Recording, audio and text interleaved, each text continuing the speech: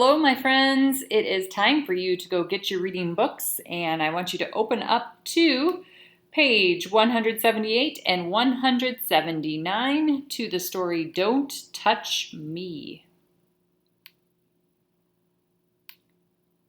All right, once you have your books open, we're going to take a look at our Prepare to Read page, and I want you to zoom in and focus in on these power words.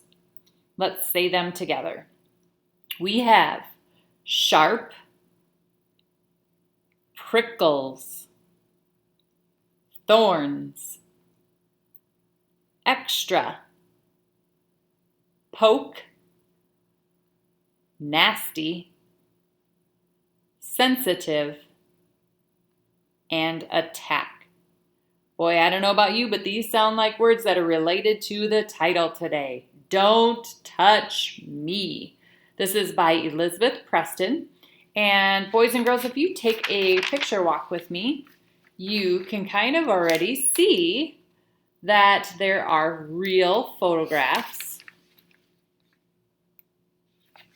all throughout the story. So that gives us a clue already about what kind of genre we're going to be reading about. So if you take a look over here, you can see that this is going to be informational text, which is nonfiction. It gives facts about a topic. As you read Don't Touch Me, things I want you to look for are captions with photos. So remember, a caption is words that go along with a photo. So it could be something long like this, or words that go along with the photo there, or like that. Details and facts about a topic.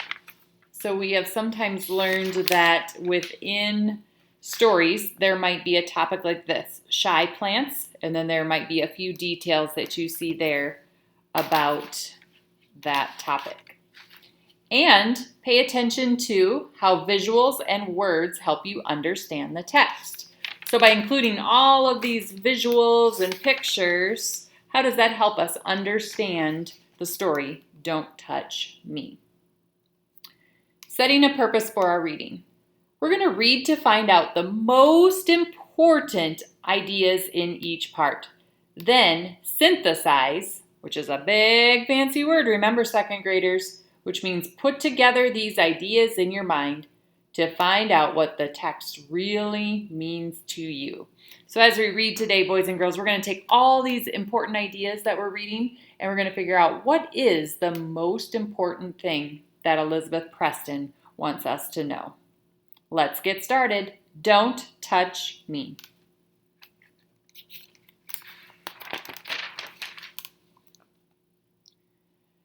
Plants can't run away from hungry animals, so some of them fight back. They have defenses to help creatures from eating them. These plants can scratch you or stab you. Some of them can make you sick. Others make you itch like crazy. Don't get too close or you'll be sorry.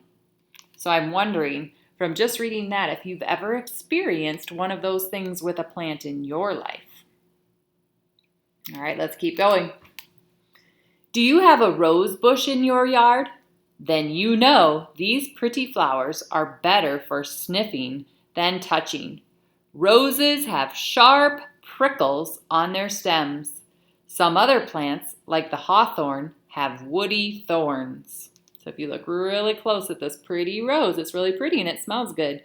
But you have to be very careful if you were to go pick it. You see those thorns? Very sharp. And beautiful holly leaves have very sharp points. Holly leaves and berries have extra protection. They're poisonous. Poisonous means it is bad for you and it can make you very sick if it was to get into your body. So even though these look like they might be good to eat, they are not. They are poisonous.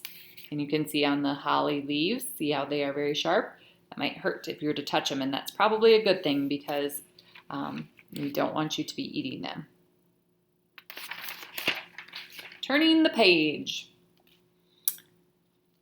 We're looking right here. Cactus plants keep animals away with spines. Some cacti have arms, but hugging them is a bad idea. So you can see here, here's the big picture of the cactus, and then they used a visual here, like a little circle, to kind of blow up what that looks like really up close. So there you can see the prickles of the cactus. Moving down, it says, youch! A stinging nettle doesn't look as dangerous as a spiny cactus, but it's covered with sharp hairs called trichomes. The hairs are like tiny needles. If you touch them, they poke your skin with chemicals that sting and itch. You might get a nasty rash, and nasty just means really bad. If you look over here, this says itch. Poison ivy leaves have oils that can make you itchy. If your soccer ball rolls into a patch of poison ivy during a game, you might be scratching later. Poison oak and poison sumac are related plants that make the same oils. You can watch out for poison ivy by remembering the rhyme. Leaves of 3, let it be. You can say it with me. Leaves of 3, let it be. Then we have shy plants. The sensitive or touch-me-not plant doesn't stab you, poison you, or make you itch. If you touch it, the plant quickly folds up its leaves. Isn't that interesting? So if you touch this, it just kind of folds up like that, which is like shy. Like if you're shy, you kind of tuck your head under your mom's arm or your dad's arm, or you kind of want to run away. And the last page, plants with ants. Acacia trees have big, scary thorns, but for extra protection, they use ants. The ants have a special friendship with the tree. They live inside hollow thorns and eat food the tree makes for them. If a bug or a bigger animal comes too close, the ants attack and sting it. Well, that's very interesting too, isn't it? That they defend themselves with the help of other living things. So if you take a look here at the Turn and Talk page, it says use details from Don't Touch Me to answer these questions with a partner. So you can kind of answer them to yourself or to somebody who is helping you with your work. Number 1, synthesize. So remember, that's taking the most important idea. How do plants protect themselves? So think back to the story and think of those main important ideas. Number 2, why did the author write this text? What is she trying to persuade the readers to do? So why do you think the author wrote this? We know that she's trying to persuade you. She's trying to get you to do something or not do something. What do you think that is? And number 3, compare Don't Touch Me and experiment with what a plant needs to grow. How are the texts alike? What are the most important differences between them? So that was the story from the last week that we read. So if you were to compare those two, how are they the same? How are they alike? And what is the most important difference between them? I hope you learned something new about some interesting plants today.